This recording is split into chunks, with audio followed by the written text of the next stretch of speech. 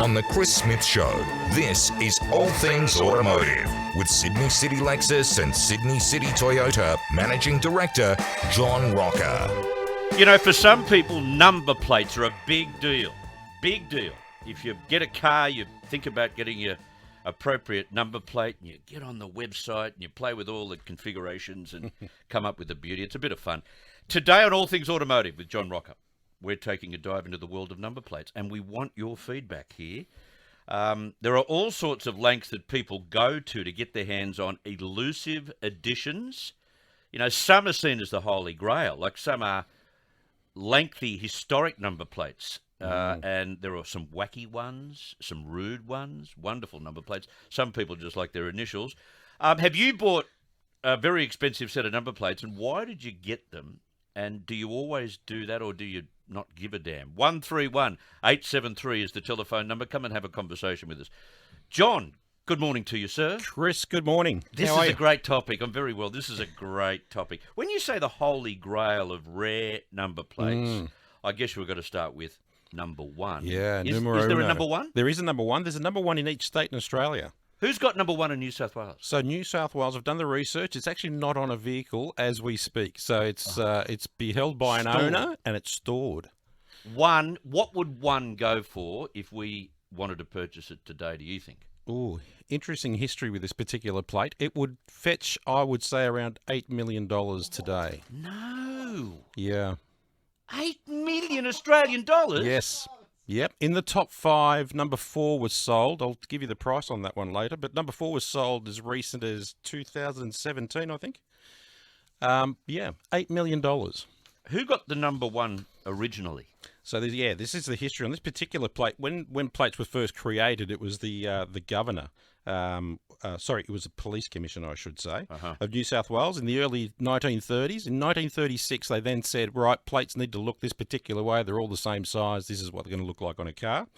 In the late 30s, that particular plate was acquired by Sir Frederick Stewart, and it was placed on an Oldsmobile that was delivered to him in Australia, here in Australia. And then we didn't see it for a long time. But in 1988, his widow, Lady Marjorie, knocked back an offer of $200,000 for that plate in 1988.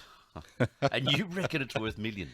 Yeah, 2019 it was displayed in the US at a motor show by the owner. We think it may be the current owner. And unlike, as we mentioned earlier, unlike Victoria and Queensland, who also have number ones on the road driving, this particular plate is not on a car, but it's worth up to $8 million. That's just extraordinary. Yeah. I find that gobsmacking. What about plates from around the world then? We're talking even more expensive, are we? Yeah. So the record number for a plate was actually sold in the UK, and it sold for £7.25 million. Pounds? $12.7 million today. For what? For number one plate in the UK. It was purchased by an Abu Dhabi property mogul. Of course it was. It was, yes. Sayed Abdul Ghaffar Khoury in 2008. And his comment when he bought the plate was, it's just the best number. Wow. 12.7 million Australian dollars for a number plate. That's when $12.7 million is chicken feed to you. Yeah. Must be. What's interesting about this, though, I find you can put that plate on a $500 car and drive it around. How ridiculous. Crazy. Robert from Heathcote. Go ahead, Rob. Hey, Rob. Just getting back quite a while ago now, probably I think it was in the 80s. They, the DMT where I worked at Rothschild Avenue, they decided to release the 2-letter 3-numeral black and white plates. Yes. And there've been rumours going around for a couple of weeks that they were going to do it. And, of course, we got queried by the dealers, is it going to happen, is it not going to happen? So the day comes, and we used to open at 9 o'clock and 9 to 4 in those days. And the crowd outside at 7 o'clock in the morning was huge, and it grew and it grew and it grew. Yes. And when I opened the doors at 9 o'clock, there was an absolute chaos because all the dealers in Sydney had come there because there was up in their registries in those days, and they were all wanted triple numbers. Yes. So we got a call from downstairs to come down and reinforce the situation, and it was absolutely bedlam all day. and they were going for $35 a set. Wow. And $35. do you know now, if you've got black and white 3-letter or black and white 4 letters on your rego, you get a $22 fee on top of your rego every year. Yes. And you know don't that? actually own the plates either. But You're renting them. Yeah, but it was a one-off fee when you first purchased those plates, right? Well, It was. That was how it went, but now they just get you. Oh, they do, yeah. The a personalised plate is $474 a month. Sorry, a year. $474. You can get the year. $111 ones too. Correct, yeah. So say, for example, CS007, that would be $111 a year. Have you checked that out? They're not available. I checked them last night. did you? I Yeah. did check them for It's you. a great little website, isn't it? It the is, number yeah. plate website. You get on there, put your design in and your numbers and your Yeah. letters in, and bingo, not available. Bingo, available. And I checked Rabbitoh for you as well. $474, not available. No. I've been through this. I've been through this. Alan in Greenacre. Hi, Al. Hi, Alan. No, it's Con, Chris. Oh, Con. Hello, Con. I've got an animal number plate on my ute. Animal. The word animal, 6 Oh. letters, yes. And what does it mean? A friend of mine got them for me when they first come out, and I've had them ever since. I used to be an animal, not an animal anymore. Wow. It's a special number plate, though. It No, is. I know it is. Yeah. Might sell that one to a zoo. How much would something like that be worth? Animal? That's sentimental value, really. That's where you pay your $474 because you want to. Yeah. It means something to you. And that's, I think, why most people do this. Yeah. It means something to you. But animal, look, you might sell that to a vet. You might sell that to a zoo. They would think that would be more valuable. But then Con might think, no, I'm not selling my Put it animal on plate. a truck at the zoo, animal. I love it. Lois in Barrel. Go ahead, Lois. Yeah, hi. Hi, Lois. This is my father's fault because personalised plates are so expensive. When I was growing up, and I'm talking probably 50s, early 60s, we were the Ely family living in Ely Street. Yes. Oh, okay. And we lived at number 77. And my father went and applied when the series was coming around to that, and it cost him a one-off payment of $1. Wow. And he got ELY077. Wow. That's great. That's a good plate. Yeah. Totally Yeah, useless when you leave home, though. That's right. Well, it's on my car at the moment. It doesn't mean a thing, except to me, of course. Yeah, Fabulous. that's I it. know the Sentimental history of it. value. Yeah. Great Yeah. history. Yeah. Good on you, Great Lois. work. Thank you very much for that. Dave in Greystones. Dave. Oh, g'day, guys. Hey, Dave. Yeah, I used to know the guy that had New South Wales number 1 about 1962. It was on a 57 Holden, Wow. and Okay. Ford had been trying to get him to trade his car in on a Ford because they wanted number 1, 2, and 3 on Fords, and they already had 2 and 3, but they wanted his plate as well. So this was NSWN01. Yeah, well, it was number 1, yes. Yeah, just Okay. the number one. That plate actually did end up on a Ford. I don't know whether you know that, Dave, but it ended up on an LTD Ford at one stage. I did the research last night. So they got it Yeah, well, at some that'd point. probably be probably around 1962 or 3, because that's when they were trying to get him to trade his car in. Great They could have stuff. given him a new car for nothing. Yes. That's right. Dave, good call. Thank you very much for that. We're going to take a break. Come back after the break and talk about one of the luckiest numbers in a particular culture and how much that would be worth. Right after this. On the open line, Rachel from Maroubra. Morning to you, Rachel. Morning, Rachel.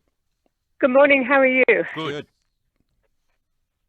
I have the number plate Rachel, Rachel, and I've had it for years, Great. and it took me a long time to get it because I used to go to the motor registry every 12 months to see if I could get it, and they kept saying to me, no, it's on a vehicle, Yes. And this one year I went back and they said it's on hold. I said, when does the hold end? And they told me the date at midnight.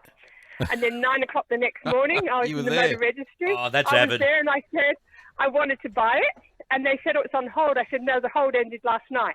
Yeah, wow, And that's then great. spoke to the manager, and she said, "Yeah, you're right, you can have it." So I purchased it, and I've had it for so many years now. Wow. And all I can hope is that I get a granddaughter called Rachel, and then she can have it. Ah, that's great. That's great. No That is pressure. excellent. No pressure. No pressure at all. Gee whiz. Rachel, thank you very much. That's a great story. Doing her homework big time. Yeah. Now, Chinese custom tells me that there are a couple. Oh, well, there's one very lucky number and there's one very unlucky number. Yeah, so the unlucky number is the number 4. They pronounce the word death and 4 very similarly. So we can't sell a car to a Chinese person of Chinese background with a number 4 because they think it's death, right? Number 5's not good either because 5 has no meaning. So they see that as like the end, right? End. Yeah, so death 4 and 5, terrible. You'll never sell I a auctioned car. a house in Balmain once, a house I lived in, and it was number 44. There was no Chinese at the auction. Yeah, No yeah, Chinese there you people at go. the auction. But you know, some Chinese will put those two together and make it an 8, which makes it very, very good. 8 is the lucky one. 8 is the lucky one. That's the one. Wealth and prosperity. Wealth and prosperity. And I think if 8 went for sale, I think it'd fetch pretty close to the number 1 in Australia because of the popularity of that particular plate. Have you got an 8 in any of your fleet? I have. I get offered a lot of money for the plate that I drive. I drive it with 8T8. 88. 88. And a lot of people say, do you want to sell the plate? And I always say, no, but I'd sell the car. Yes. Well, there's a similar story coming to us from Peter in Monavale. Pete, go right ahead. Hey, Peter. Hi, Chris and John. I worked at Sundell Holden many years ago, and Mr. Sundell, I don't know whether you knew him, John, I did actually. And some of his Yeah, family GS as well. Good people. Yeah, GS001. GS So anyway, there was a car. Mrs. Sundell was Merle Sundell, MS. Yes. 001 came into Newport on a car. So we're told, keep that number plate. Gunner wants it.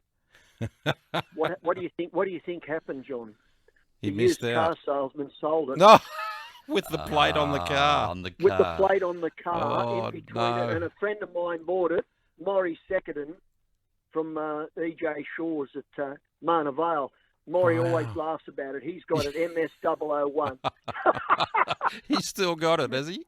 You know who used to work at Sundell Sundell Holden? I think it was Shane Fitzsimmons. Oh, is that Yeah, right? Shane, yes, he did. Yeah. Yeah. Yeah. Resilience Commissioner. Yes, he did. Good on you, Peter. I've got That's to a move great on. one. Liz, you work for a company that deals in old plates, do you? Go to a lot of auctions where they sell the original number plates, number 1, 2, 3, 8, 9, 3, 5, 6s. And the last auction I went to, number 4, which is unusual, Yes. went to a gentleman from China. Well, he lives here. Mm-hmm. He bought number 4 because he had number 2 and he had number 6. He paid $2 million. Yeah. Yeah. And I've been to other auctions there, and some of them, number 356 went for 850,000. I've seen them go way up, and they're on. I've been going for years, and I should have bought one years ago when Yeah. my late husband wanted number. It was a 356, which is yeah, a Ferrari. Porsche, which is a Yeah. well. And I said, who's going to pay $800 for that? Now they're worth $1 million. Yeah, they just keep Just going up in value, don't they? Liz? amazing. That plate number 4 was sold for 2.45. That's a lot of money. Right, I was there. I was watching. Yeah, That, yeah. There's two nationalities go for them. One I mentioned, and the other one, well, they come from the Middle East. And they fight between. You should see the way they go on. One outbids the other. That's a great story. Nick from Springwood. Go ahead, Nick. Hey, Nick. Yeah, to go along with me being a rare record collector, mainly Beatles, my license plate is BEATLS. Ah, beautiful. That suits you to a T. That's I great. love all of that. Fantastic. Love all of that. Look, some people mightn't pay attention to this sort of stuff, but it is a fun space to be in. It is, yeah. It's very personal and it's fun, and it doesn't have to be expensive either. No, exactly. John Roca, dealer principal of Sydney City Lexus, Sydney City Toyota, and now Sydney City Toyota Glebe. And Daniel wants to know, no, not Daniel. One caller wanted to see whether he could bring his Toyota in to see you during the week. Absolutely, yes. If Must he leaves, do. if he leaves the number with us, I'm happy to get in contact with him, and away we go. Thank you, John. Enjoy your long weekend. Thank you. You too, Chris. Thanks very much. All things automotive, 4 to 12.